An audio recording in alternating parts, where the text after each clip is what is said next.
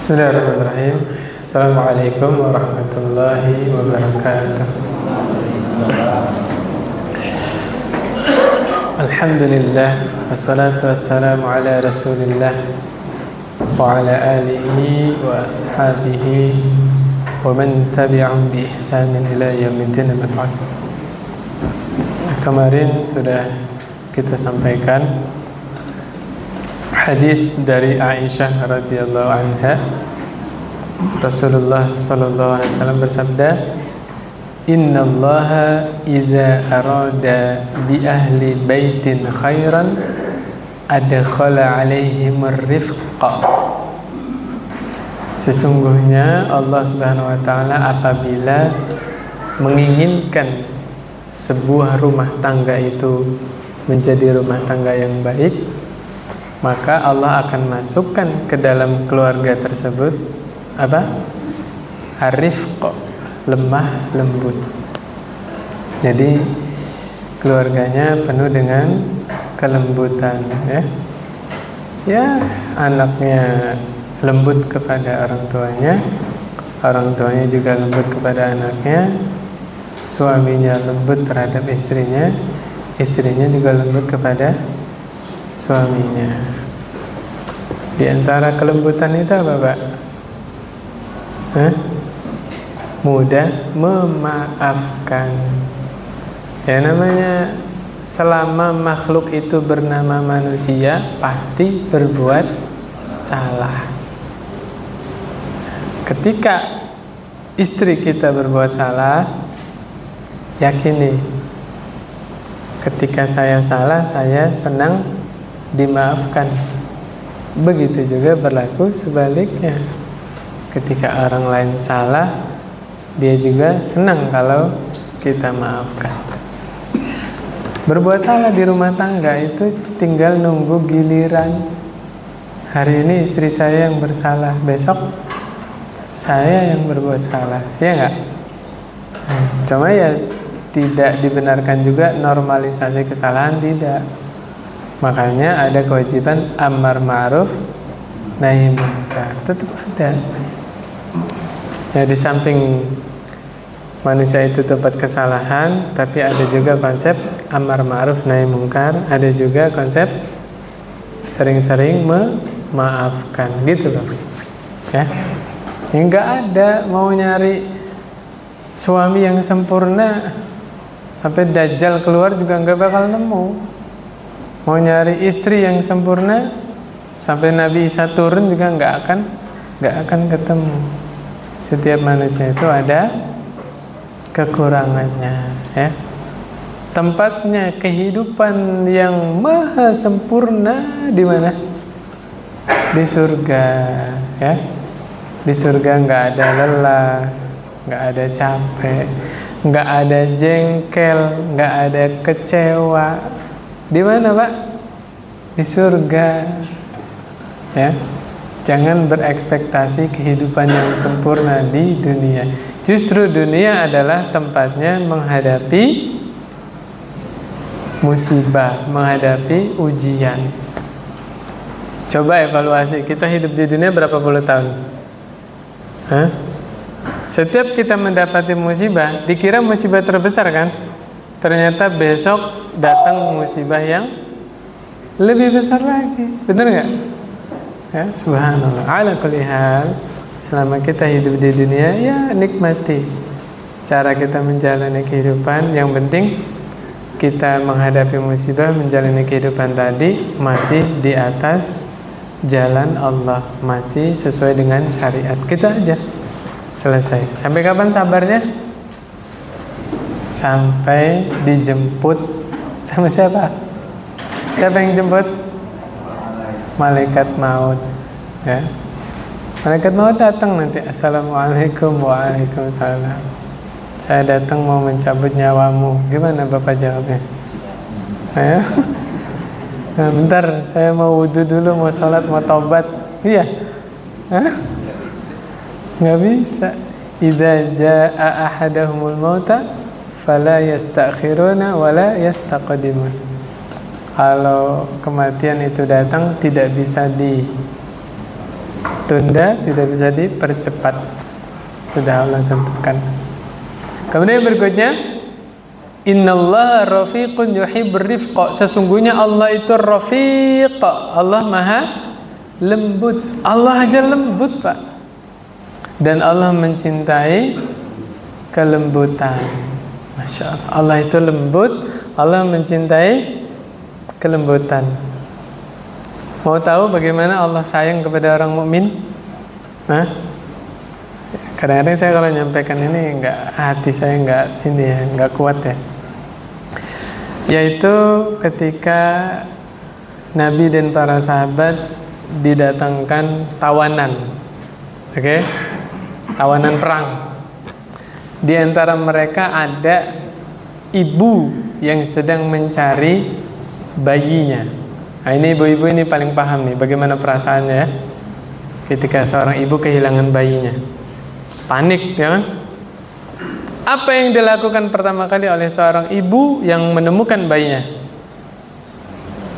Dipeluk, digendong, dipeluk, disusuin. Ya ditutup pakai jilbab ya. Dekap. Nabi nanya kepada para sahabat. Mungkin nggak ibu ini akan melempar bayinya ke api? Mungkin nggak, Pak? Hah? Tidak mungkin. Kita bicara wanita yang masih normal, Pak ya, yang fitrahnya masih lurus. Karena baca berita-berita itu media, na'udzubillah. Ya nggak? Itu nggak kita bahas. Yang kita bahas wanita yang masih fitrah yang lurus. Mungkin nggak seorang ibu melempar bayinya, bayi yang masih menyusu itu, ke dalam api? Mungkin tidak? Tidak mungkin. Apa jawab Nabi? Lallahu arhamu bi'ibadihi min hadhihi biwaladiha. Sungguh Allah lebih sayang kepada hamba-hambanya daripada sayangnya ibu ini ke anaknya. Ya Allah ya Rabbi. Kalau seorang ibu tidak mungkin membuang bayinya ke dalam api, Allah lebih sayang kepada hamba-hambanya daripada sayangnya ibu ini ke bayinya. Subhanallah, itu sayangnya Allah seperti itu. Makanya jangan pernah putus asa dari rahmat Allah. Sebesar apapun dosa yang pernah kita lakukan, sebanyak apapun, sesering apapun kita melakukan dosa, la taqnatu mir rahmatillah. Innallaha yaghfirudz dzunuba jami'a. Jangan pernah putus asa dari rahmat Allah.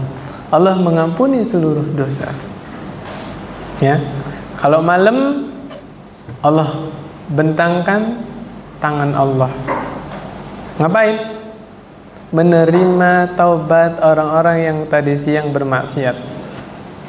Kalau siang Allah bentangkan tangan Allah. Ngapain? Menerima taubat orang-orang yang semalam bermaksiat. Itu berlaku terus-terus sampai kapan? Hatta tatlu'asy syamsu min maghribiha. Sampai matahari terbit dari barat, dari tempat terbenamnya. Itu berlangsung setiap malam, setiap siang. Allah siap menerima taubat hamba-hambanya yang bertaubat. Wa yu'ti 'ala rifqi ma la yu'ti 'ala al-'unfi wa ma la yu'ti 'ala ma siwa. Allah memberikan sesuatu di dalam kelembutan yang sesuatu itu enggak didapati di dalam kekerasan, dan tidak pula di selain kelembutan tadi, enggak ada. Ya, apa itu? Sesuatu yang di dalam kelembutan. Tahu nggak Bapak? Sesuatu yang ada di dalam kelembutan itu apa? Inna rifqa la yakunu fi syai'in illa zanah. Tidaklah kelembutan itu nempel pada sesuatu melainkan sesuatu tadi tambah indah. Betul nggak? Orang ganteng, enak dilihat, lembut lagi, tambah-tambah kan? Apa maksud saya, Pak? Istri cantik, lembut lagi, tambah. Ya, jadi kelembutan itu kalau nempel pada sesuatu tersebut tambah indah, masya Allah. Udah baik, ya kan? Kemudian ganteng, lembut, ya kan? Udah baik, ya, soleha, cantik, apa lagi? Lembut. Udah tambah indah. Gak sempurna itu Pak, subhanallah. Ya, kalau istri Bapak lembut, bersyukur, alhamdulillah. Ya, yang lebih galak istrinya apa suaminya Pak? Lihat kalau lagi ngajar anaknya. Ya, subhanallah. Wala yunza'u min syai'in illa syanah. Tidaklah kelembutan itu dicabut dari sesuatu, maka sesuatu tersebut jadi buruk, jadi nggak bagus. Ya, seakan-akan lembut itu apa? Rohnya sesuatu itu. Nah, ini kemarin udah disampaikan ya. Orang Arab pipis di masjid. Ya, udah disiram belum kemarin? Udah, ya udah. Jangan pipis lagi berarti ya. Berarti lanjut. Kemudian kata Nabi sallallahu alaihi wasallam, yassiru wa la tu'assiru. Mudahkanlah, permudahlah, jangan mempersulit. Ini mazhabnya Nabi. Manhajnya Nabi. Apa manhajnya Nabi? Permudah. Jangan dipersulit. Tanamkan dalam hati Pak, jadilah saya orang yang suka memudahkan orang lain, gitu loh. Sesuatu yang bisa dipermudah itu mudahkan. Di sini ada yang guru, ada yang jadi guru Pak. Hah? Bentar lagi ujian kan, UAS. Bikin soal yang mudah Pak. Jangan dipersulit siswanya, iya enggak? Hah? Saya ingat Ustadz saya ya, Ustadz Musa. Namanya Musa Fofana Pak, orang Afrika. Dia ngambil sanad ke Syekh Abdul Karim Al-Jazairi. Waktu itu di Bin Baz. Ya, di Jogja kan ada Jamilur Rahman, ada Bin Baz kan. Nah, saya mondoknya di Jamil. Ketika Ustadz Musa ini setoran sanad sama Syekh Abdul Karim, Syekh Abdul Karim tahu tuh bentar lagi ujian sepekan depan ya. Dia pesan kepada Ustadz saya. Ya, yassiru wa la tu'assiru. Permudahkan muridmu, jangan dipersulit gitu ya. Ngasih soalnya jangannya susah-susah ya, subhanallah. Wa basyiru wa la tunaffiru. Beri kabar gembira, jangan bikin orang lari dari Islam. Jangan bikin orang lari dari sunnah. Salah satu contoh ya, punten ini ya, kita bahas sedikit aja. Apa hukum makan makanan dari acara tahlilan? Ayo, kita akui, nggak bisa diingkari, masyarakat tempat kita tinggal heterogen. Ada yang tahlilan, ada yang nggak tahlilan, betul? Nggak bisa dipungkiri. Saling menghormati aja. Yang tahlilan monggo, nggak tahlilan monggo, ya nggak, tetap akur, toleransi, bener nggak? Kita punya prinsip masing-masing. Demi Allah masing-masing akan dimintai pertanggungjawaban, betul nggak? Yang punya prinsip tidak tahlilan, Allah tanya di akhirat. Yang punya prinsip tahlilan, Allah tanya di akhirat, betul? Masalahnya kita yang nggak ikut tahlilan dapat berkat juga. Assalamualaikum. Wah. Seneng gak Pak dianterin berkat? Mau dikasih makanan seneng ya? Alhamdulillah ya kan? Halal? Halal Pak, bismillah, makan. Nah, yang mau saya koreksi, saya dapat cerita Pak. Dapat cerita ya rumah sana lah ya. Bukan tetangga kompleks saya, bukan. Pokoknya ada orang mungkin baru ngaji atau gimana nggak tahu ya. Dia dianterin berkat tahlilan.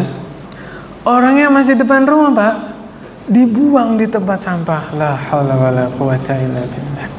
Satu, dia dapat dosa menyakiti hati tetangga. Dosa nggak Pak? Dua, dia dapat dosa apa? Mubazir, buang-buang makanan. Kalau memang dia nggak mau makan, kasih Pak Satpam, ya nggak? Kasih Mamang Gojek, kasih pemulung. Kenapa harus dibuang ke tempat sampah? Ya kan? Ya kita menghormati pendapat masing-masing. Kalau Anda tidak setuju, Anda tidak mau makan, jangan dibuang. Kasih ke Pak Satpam, ke yang lain. Kan nggak dipaksa Pak ya? Gitu. Nah, ini perlunya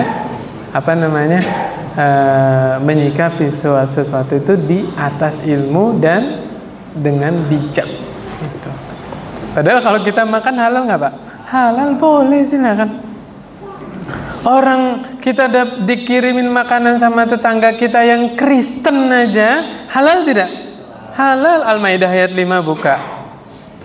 Ada yang nanya, Ustadz, kan kita nggak tahu pancinya bekas masak ayam itu bekas masak babi atau enggak, bener nggak sih? Kan ada perasaan ke situ kan? Saya tanya lagi, ketika Allah turunkan Al-Maidah ayat 5 itu, Allah tahu nggak orang Kristen itu masak babi juga? Tahu nggak Allah? Tahu. Kenapa dihalalkan? Oke?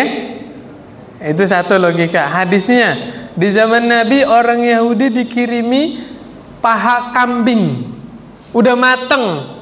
Nabi makan? Makan. Mungkin nggak pancinya bekas masak babi? Ayo, paham maksud saya? Makanya la yukallifullahu nafsan illa wus'aha. Udah dihidangkan di depan ya, itu daging zahirnya halal, bismillah makan Pak.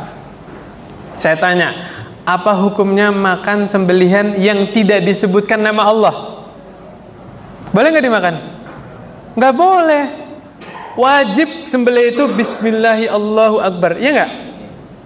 Saya tanya lagi, orang Kristen nyembelihnya baca bismillah nggak? Ayo. Nah, disinilah masuk ke fikih. Kalau kita dihidangkan makanan, ya tanda dalam kurung makanannya udah jelas halal dagingnya ya, sapi, kambing, ayam ya. Kita nggak tahu nih sembelihnya baca bismillah atau tidak gitu kan? Solusinya gimana Pak? Sebelum makan baca bismillah. Udah, kita nggak direpotkan harus mendetail. Nah, Bapak ngantri dia lah baik misalnya. Mbak, ini bismillah nggak bisa sembelih? Nggak ada, ya kan? Ya. Contoh lagi supir angkot. Narik angkot ya, kerjanya supir angkot, halal tidak? Tiba-tiba yang naik cewek pakaiannya seksi, cewek nakal lah, nggak usah dibayangin Pak. Ketika perempuan itu bayar, apakah kita berhak nanya, Mbak ini uangnya hasil apa? Boleh nanya begitu? Justru kita berdosa. Tajasus, atau tajasus Pak, mencari-cari kesalahan orang lain, nggak boleh. Udah zahirnya aja, secara zahir narik angkot halal, udah selesai. Ada pegawai bank naik kan, ditanya-tanya, enggak gitu caranya. Ya, jelas misalnya Pak ya? Gitu. Jadi beri kabar gembira, jangan bikin orang lain lari. Contoh nih yang pengajian masuk ya, yang baru ngaji Pak, awam Pak, jenggotnya dicukur habis, pakai celananya isbal. Itu alhamdulillah orang udah datang ke masjid Pak, disambut. Nah, ditanya kabarnya, dikasih minum, dikasih senyum, disambut Pak. Bikin orang itu cinta sama pengajian. Jangan ini udah mau ngaji, dilihatin kakinya. Neraka, astagfirullah, la ilaha illallah, la ilaha illallah. Nggak boleh Pak kayak gitu. Kalau kita sifatnya seperti itu, na'udzubillah, tanpa sadar di dalam diri kita ada kesombongan. Memvonis orang lain neraka, sombong tidak? Sombong, na'udzubillah. Jangan Pak. Ini Nabi yang bilang, basyiru wa la tunaffiru. Kasih kabar gembira, jangan bikin orang lari dari Islam, jangan. Gitu ya. Biarin aja ngaji dulu. Nah, ini ada Ustaz Syafiq yang cerita. Jadi ada seorang ustadz ngisi pengajian. Ya biasa kan orang awam. Perempuan awam tuh kalau sholat pakai mukena kan. Habis sholat dilepas lagi. Iya enggak? Keluar masjid nggak pakai kerudung ya kan? Nah ada tuh perempuan belum pakai jilbab, ya kelihatan lah ya. Jilbab apa? Sekedarnya nempel gitu kan. Selesai pengajian, perempuan itu nanya, Pak Ustadz, apa hukumnya pakai jilbab? Kalau dijawab dalil tak, besok nggak ngaji lagi tuh. Makanya subhanallah Ustadznya bilang, nanti ya Bu, nanti babnya sampai pelan-pelan ngajinya ya. Ya kita ikuti dulu pengajiannya pelan-pelan. Jangan langsung ke sana. Nanti insya Allah babnya kebagian. Nanti pas babnya kita bahas. Gitu. Pelan-pelan. Ini dalilnya. Jangan bikin orang lain lari dari Islam. Gitu Pak Bu ya. Ya, pokoknya PR kita bagaimana supaya orang itu tertarik dengan kita. Orang itu tertarik belajar dengan Islam. Ya, subhanallah. Kemudian yang berikutnya, Rasulullah SAW bersabda, "Man yuhramir rifqa yuhramil khaira kullah." Siapa yang Allah haramkan dari kelembutan, orang ini nggak ada lembutnya sama sekali, maka Allah haramkan dia dari seluruh kebaikan. Maksudnya apa nih? Dia terhalang melakukan kebaikan-kebaikan yang lain. Jajal Bapak jualan, mukanya jutek, judes. Walaupun masakan Bapak itu enak, kalau pelayanannya kayak begitu, orang mau ke situ lagi nggak? Nggak mau, ya kan? Apalagi orang Indonesia. Ya masakannya biasa aja, ya masih ketelan lah ya. Tapi kalau pelayanannya ya silakan Bapak duduk, ya diambilin apa gitu kan. Ditanya mau makan apa, Masya Allah. Pokoknya inilah bagus lah pelayanannya. Besok ke situ lagi, gitu ya. Yang berikutnya, ini menariknya nih Pak. Al-Imam An-Nawawi rahimahullah sedang bikin bab apa ini? Lembut. Ya, bab tentang apa? Lemah lembut, oke? Dimasukin sama beliau rahimahullah hadis tentang apa? Anna rajulan qala lin nabi sallallahu alaihi wasallam. Ada seseorang datang kepada Nabi, "Ausini, nasihati aku ya Rasulullah sallallahu alaihi wasallam." Apa nasihat Nabi? La taghdab. Faraddada miraran, "Ausini ya Rasulullah, la taghdab. Ausini ya Rasulullah, la taghdab." Diulang-ulang. Maksudnya begini, Nabi tuh kalau ngasih nasihat ke sahabat lain macem-macem Pak. Nasihat ke Abu Hurairah apa? Puasa 3 hari tiap bulan, sholat duha, sholat witir sebelum tidur. Ini wasiat dari Nabi kemana? Abu Hurairah. Ke Abdullah bin Umar, ni'mar rajul Abdullah law ma taraka qiyamal lail. Sebaik-baik laki-laki adalah Abdullah. Abdullah ini lelaki terbaik seandainya dia tidak meninggalkan sholat malam. Ya Allah, gara-gara itu Pak, sampai meninggal nggak pernah absen sholat malam. Siapa? Abdullah. Lah ini nasihat ke laki-laki ini apa tadi? La taghdab, jangan marah. Artinya apa? Salah satu kehebatan Nabi, mukjizat Nabi, Nabi itu kalau ngasih nasihat sesuai kebutuhan. Orang ini apa nih yang butuh dibenahi, ya kan? Bisa jadi yang datang ini pemarah. Makanya Abu Hurairah ketika bawakan hadis ini nggak disebut nama sahabatnya. Sadar nggak Bapak? Abu Hurairah bilang apa? Anna rajulan, ada seseorang. Tuh. Berarti apa? Salah satu faedah dari hadis ini, kewajiban seorang mukmin menjaga aib saudaranya. Kalau disebut nama sahabatnya kan, subhanallah, ya. Jadi nggak apa-apa di pengajian, Bapak mau nanya ya, Bapak mau nanya di pengajian, biasanya apa? Ustaz, ada pertanyaan nih. Ada seseorang, nggak apa-apa begitu ya. Seseorang ya pokoknya random lah ya orangnya gimana, nggak masalah. Karena hukum asalnya menjaga aib saudaranya adalah wajib. Siapa yang menutupi aib saudaranya maka Allah akan menutup aib dia. Subhanallah. Jelas, Pak? Ya, kenapa Imam Nawawi membawakan hadis jangan marah ini di bab lemah lembut? Di antara tanda orang yang lembut adalah tidak suka marah-marah, ya, sabar. Sabar, Pak. Bapak udah sabar, orang yang diajak ngomong marah, sabar.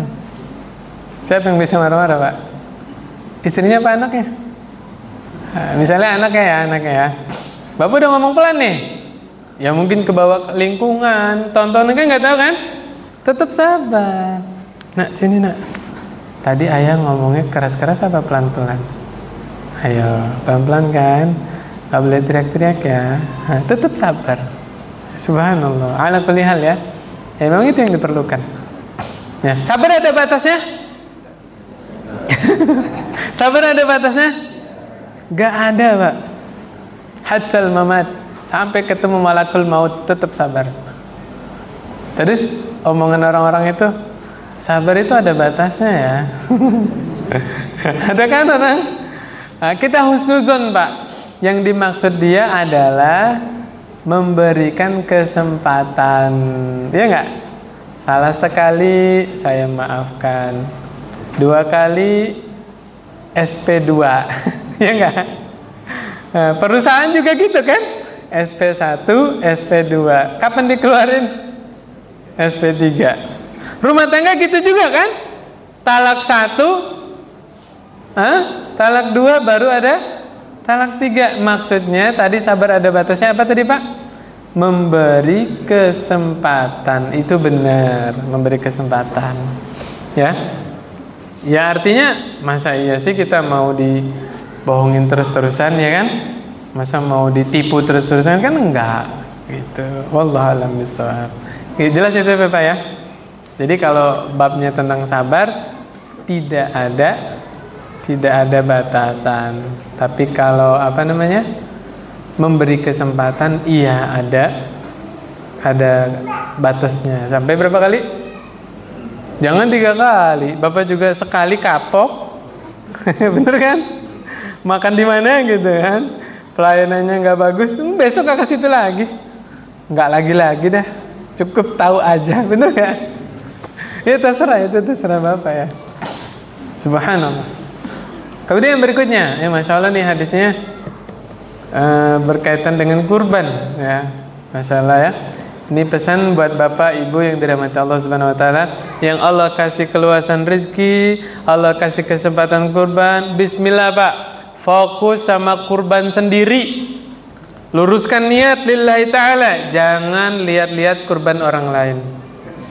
Khawatir mengundang dengki, hasad, membanding-bandingkan antara kurban saya dengan kurban orang lain. Na'udzubillah, nggak usah Pak, nggak usah. Saya diberi kemampuannya berapa oleh Allah, bismillah ya Allah, luruskan niat saya ya Allah. Gitu Pak ya? Ya, bismillah. Bapak punya kesempatan kurban lillahi ta'ala. Bagaimana supaya ikhlas kemudian kurbannya diterima oleh Allah? Gak usah mandang kurban orang lain. Gak usah. Gitu. Ya, silakan. Nabi Muhammad SAW dulu kurban 2 ekor kambing. Yang 1 ekor atas nama siapa? Beliau dan keluarga. Allahumma taqabbal, ya Allah terimalah hadza min Muhammadin wa ali Muhammad. Bismillahi Allahu akbar. Ya Allah, terimalah ini kurban dari Muhammad dan keluarga Muhammad. Nah, dari sini ibu-ibu nggak usah khawatir, nggak usah gantian. Tahun ini ayahnya, tahun depan istrinya, keliru. Ya. Nabi pernah kurban buat Aisyah, tahun depan buat Ummu Salamah pernah? Nggak pernah. Karena apa? Nah, ini ada 2 nih Pak, ada 2 konsep. Ada masalah pengadaan hewan kurban, ada masalah berserikat dalam pahala. Oke? Kalau pengadaan hewan kurban, betul ada fikihnya. Kambing diadakan oleh 1 orang, sapi diadakan oleh 7 orang, unta diadakan oleh, ada riwayat 10, ada riwayat 7 gitu kan. Tapi kalau mengikut sertakan pahala tidak terbatas. Ya. Jadi cukup setiap tahun bapaknya ada yang kurban, tapi sekeluarga sudah dapat pahala. Gitu ya. Nah, kemudian kambing yang kedua, Nabi Muhammad SAW menyembelih kambing yang kedua. Ya Allah, terimalah kurban ini dari Muhammad dan umatnya Muhammad yang tidak mampu berkurban. Ya Allah ya Rabbi, tulusnya cinta Nabi kepada umatnya, kepada kita. Nabi itu pengen Idul Adha semua dapat pahala kurban. Subhanallah. Coba kepikiran nggak ke situ Bapak? Umatnya Nabi Muhammad siapa? Ya kita termasuk. Nabi kepengen semua kaum muslimin yang nggak mampu berkurban tetap dapat pahala kurban. Ya Allah ya Rabbi, ya Subhanallah. Jadi dapat kesimpulan Pak? Apa kesimpulannya? Sebesar apapun cinta kita kepada Rasulullah SAW, kita tidak akan mampu mengalahkan cintanya Rasulullah kepada umat, kepada kita. Oke, masuk ke hadis ini. Belum, satu lagi. Ada yang nanya ke saya, begini, Ustadz, kalau kita tahu orang tua kita belum diakikahin. Nah ini tanyanya lebih dalam ini, bukan kita. Biasanya kan nanya, kita nih belum diakikahin sama orang tua, boleh nggak akikahin diri sendiri gitu kan? Ini tanyanya lebih dalam, orang tua kita belum diakikahin, boleh nggak kita akikahin orang tua? Masya Allah ya. Padahal akikah kewajiban siapa? Kewajiban orang tua. Sebenarnya anak yang belum diakikahin orang tua nggak ada kewajiban sebenarnya. Tapi kalau mau silakan. Toh dia nyembelih hewan kemudian dikasih ke orang kan? Ya sedekah bukan? Silakan, nggak masalah. Cuman saya saranin tadi, boleh aja ya bapak mengakikahin orang tua. Tapi saya punya saran yang lebih afdol. Apa? Kurban aja Pak. Daripada bapak niat akikah, mending bapak kurban atas nama orang tua. Orang tuanya siapa namanya? Misalnya Abdul Aziz, ya. Ya Allah, ini kurbannya Abdul Aziz beserta keluarga besarnya. Nah, bapak termasuk kebagian. Gitu kan? Nah itu lebih bagus lagi. Ya saya saranin. Ya mau akikah monggo silakan. Tapi saya arahin nih ada yang lebih afdol. Ya, kurban atas nama yang sudah meninggal. Nyampe Pak? Sampai. Ya Bismillah. Demikian. Oke masuk ke hadis ya. Hadisnya, Innallaha katabal ihsan ala kulli syai'. Sesungguhnya Allah Subhanahu wa taala menetapkan, mewajibkan berbuat baik atas segala sesuatu. Ya, apapun aktivitasnya Allah wajibkan dikerjakan dengan baik. Sampai dalam hal membunuh. Memang ada membunuh yang baik? Membunuh yang baik itu bagaimana? Tidak menyiksa, tidak memperpanjang penderitaan. Itu namanya membunuh yang baik. Makanya di dalam Islam kalau eksekusi dihukum mati diapain Pak? Penggal kan dari belakang. Nah, analisa Pak, observasi, searching. Tanya sama GPT nggak apa-apa. Pembunuhan yang paling cepat kematiannya, bandingin. Ditembak, digantung, diracun, disetrum, ditenggelamin, sama dipenggal. Mana yang lebih cepat mati? Dipenggal. Maksudnya apa? Biar si terdakwa ini tidak lama-lama mengalami kesakitan. Tuh subhanallah. Ya. Sebagian orang memandang kurang manusiawi katanya ya. Akhirnya diapain? Ditembak. Itu saya pernah dapat informasi orang yang ditembak 10 menit baru meninggal loh Pak. Kasihan nggak? Bahkan iya ada juga. Ada yang digantung, ada yang disetrum itu. Berapa lama dia siksa?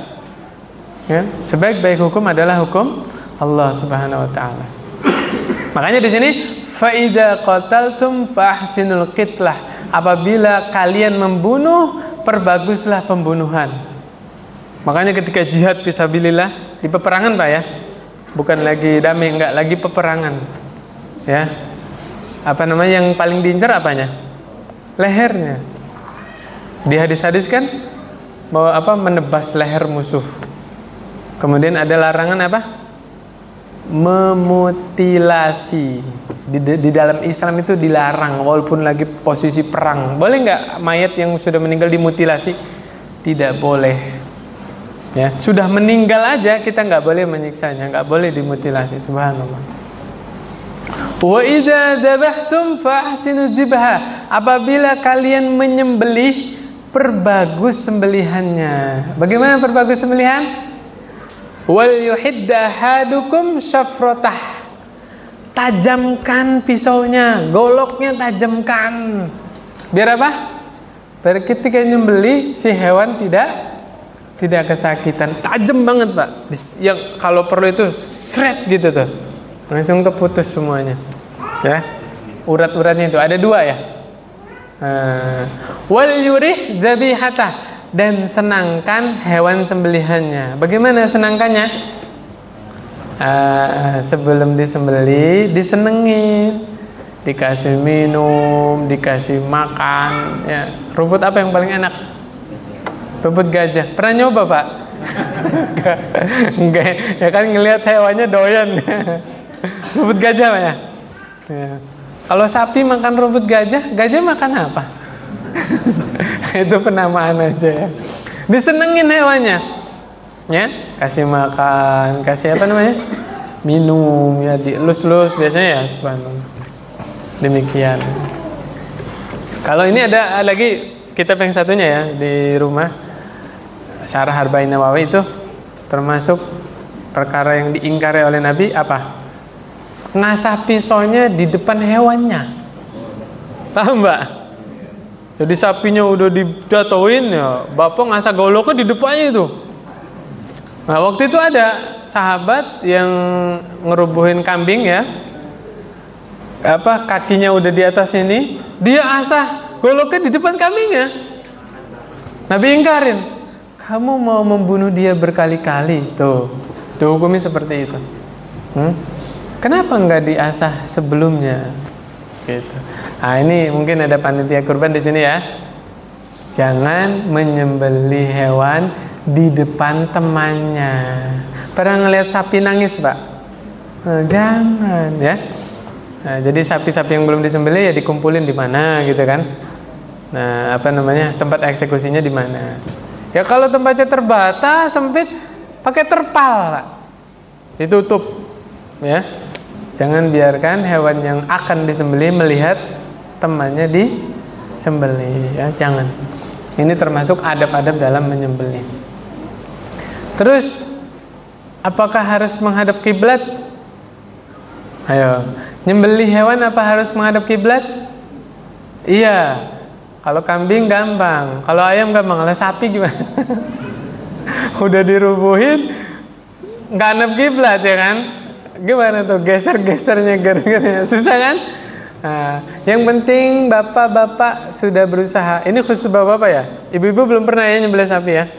Pernah ngeliat ibu-ibu jadi panitia kurban ngerubuhin sapi? Kau nggak pernah ya.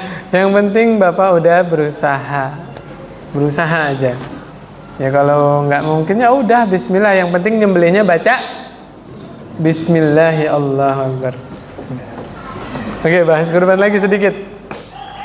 Kan tadi menyertakan berserikat pahala itu nggak terbatas, ya nggak? Oke, ada permasalahan nih Pak. Kalau sapi kan pengadaannya 7 orang. Nah, sedangkan yang kurban sapi misalnya nih si Bapak Fulan, dia pengen sekeluarga dapat pahala, oke? Apakah nama keluarganya ditulis semua di punggung sapinya itu? 7 orang berarti 7 keluarga kan?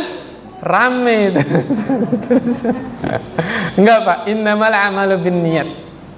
Ya, Allah sudah tahu niat bapak-bapak. Ya, minimal nama yang mengadakan hewan kurban ada 7 tadi ya.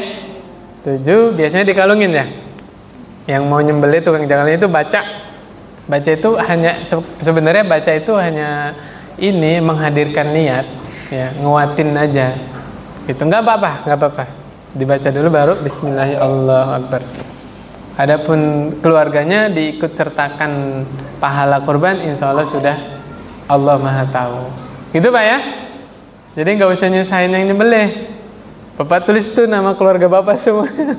Mau nyembelih pakai bin lagi, ya nggak? Allahu Akbar. Kasihan yang nyembelihnya ya. Subhanallah. Insya Allah Allah tahu niat kita semua masing-masing. Dan jangan mempersulit, mempersempit. Apakah sapi itu harus 7 orang? Boleh nggak 1 orang kurbannya 1 sapi? Sangat dianjurkan.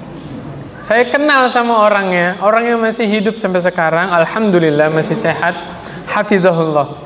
Setiap tahun Pak kurban sapi, sendirian dia, subhanallah, tidak patungan. Ada orangnya, nah, saya nggak mau sebut namanya takut mengganggu niat beliau ya. Ada Pak, saya kenal orangnya, jamaah pengajian saya juga ya, subhanallah. Dan masya Allah saya lihat kehidupannya Allah mudahkan.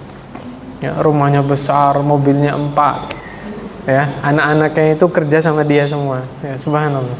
Ya begitulah, al jaza min jinsil amal. Dia nggak pelit, dia berbuat baik, Allah mudahkan juga urusannya. Masya Allah, ada Pak orangnya masih sehat sampai sekarang. Setiap tahun kurbannya apa? Sapi. Dan jangan berkecil hati Pak. Kan amal ibadah bukan cuma kurban doang kan? Mungkin kita yang nggak mampu berkorban, tapi kita berkontribusi ngurusi hewan kurban. Kebaikan, semua kebaikan. Tidak usah membanding-bandingkan satu kebaikan dengan kebaikan yang lainnya. Mana yang paling besar pahalanya? Mana yang paling besar pahalanya? Yang paling ikhlas. Bisa jadi orang yang kurbannya kambing pahalanya lebih besar daripada yang kurban unta. Iya kan? Bener nggak? Satu lagi Pak, pengetahuan. Mungkin teman-teman belum dapat ya ilmunya. Dulu para tabi'in saking kepengennya kurban, tapi nggak kebeli kambing. Kambing aja nggak kebeli kan, apalagi sapi, apalagi unta kan?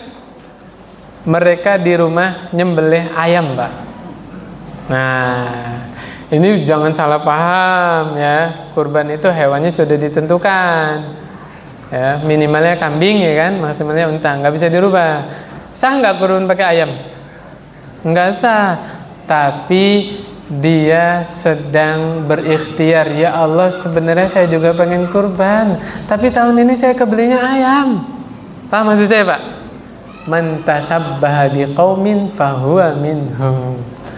Siapa yang menyerupai perbuatan suatu kaum, maka dia termasuk kaum tersebut. Masya Allah.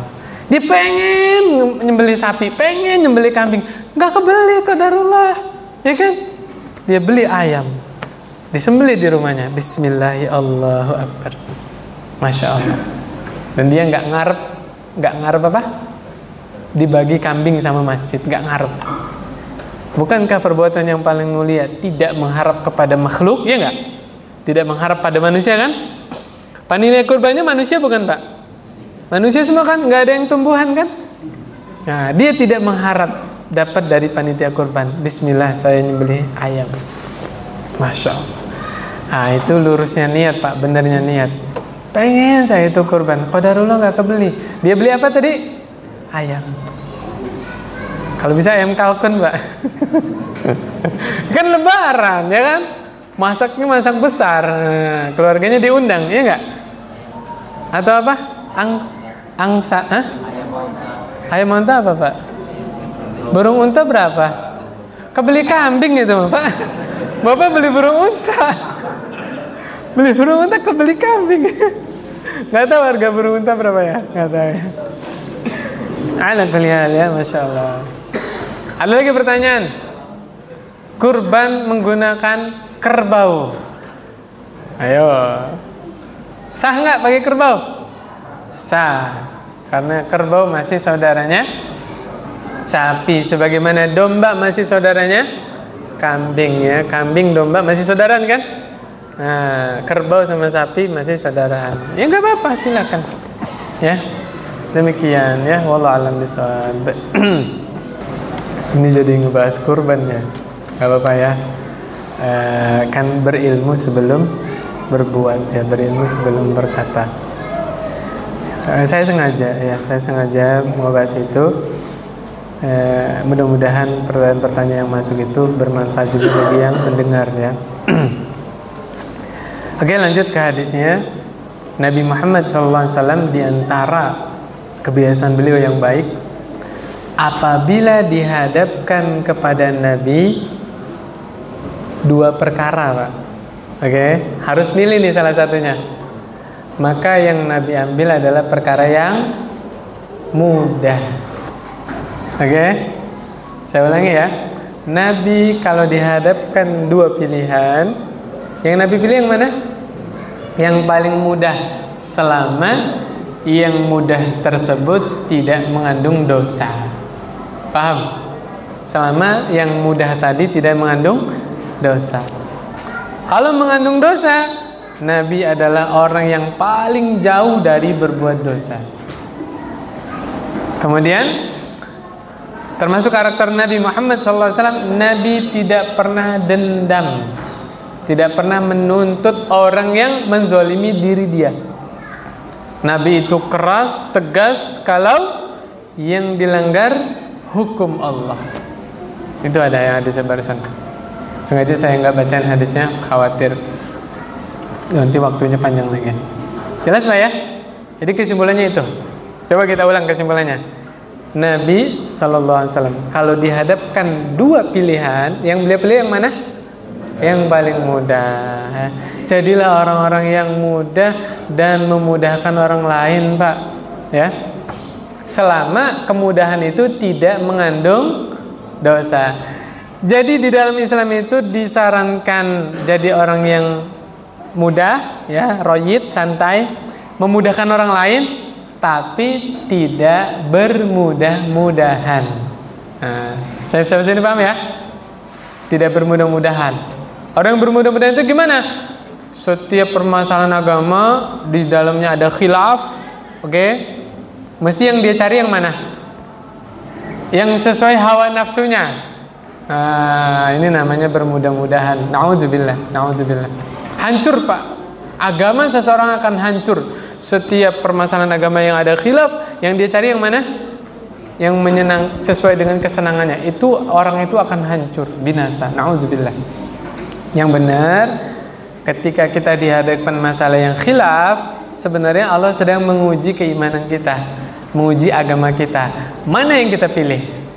Yang kita pilih yang harusnya yang paling mendekati kebenaran. Sampai sini paham, Pak? Oke. Kemudian berikutnya, ya.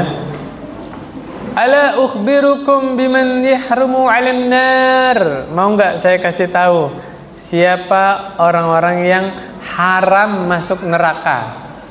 Mau, Pak?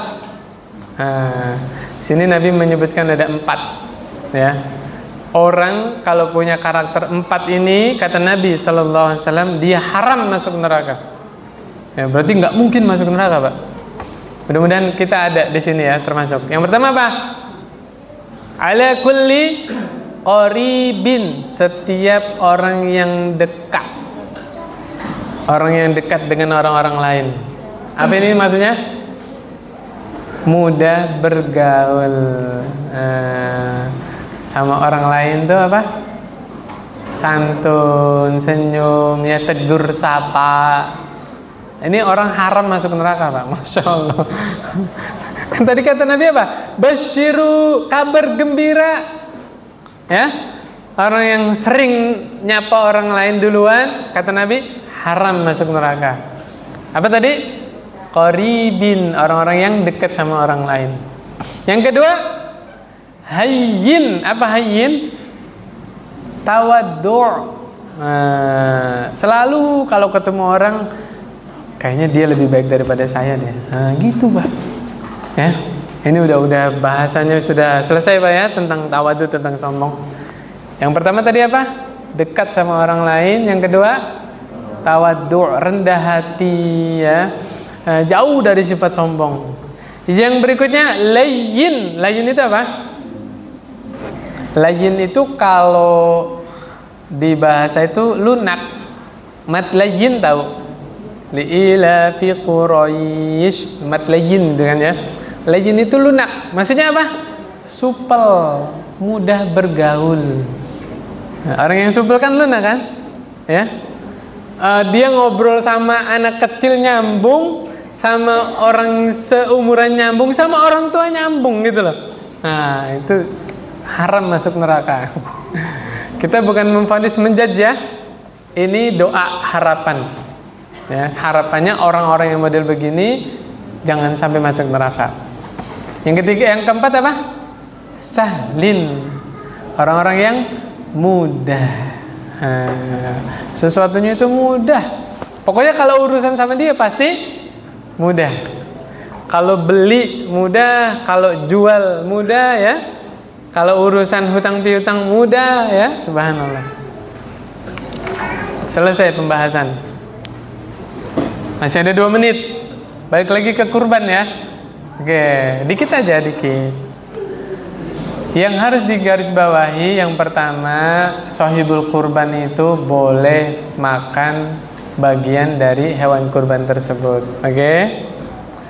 Terus kita sudah memaklumi bahwa yang kurban dia mau ngambil sebagian, sisanya dibagikan. Dibagikan kan bisa buat apa? Bisa berupa hadiah, bisa berupa sedekah. Pertanyaan, panitia masak-masak dari hewan kurban tadi, boleh tidak? Boleh. Insya Allah kita sudah maklum bahwa sahibul kurban itu ya sebagiannya dibagi-bagikan kan. Termasuk panitia berhak menerima tidak? Boleh. Walaupun panitianya punya Pajero, ya kan? Walaupun panitianya punya Lamborghini, berhak menerima? Berhak. Karena kurban dibagi menjadi 3, dimakan sendiri, buat sedekah, buat hadiah. Kemudian hewan kurban itu nggak boleh dijual, Pak. Ini pesan mudah-mudahan sampai ke panitia yang sebelah sana. Saya dengar ada di sebuah kepanitiaan itu kepala sapinya dilelang, Pak. Di grup nanti dilepas ke harga yang paling tinggi. Demi Allah, hewan kurban itu tidak boleh dijual, nggak boleh, Pak. Dilelang dijual bukan? Walaupun duitnya masuk ke kas masjid, tetap nggak boleh. Kulitnya juga nggak boleh dijual, kepalanya tidak boleh dijual. Ya, insya Allah nanti ketemu lagi ya. Subhanakallahumma wa bihamdik, asyhadu an la ilaha illa anta, astaghfiruka wa atubu ilaik. Assalamualaikum warahmatullahi wabarakatuh.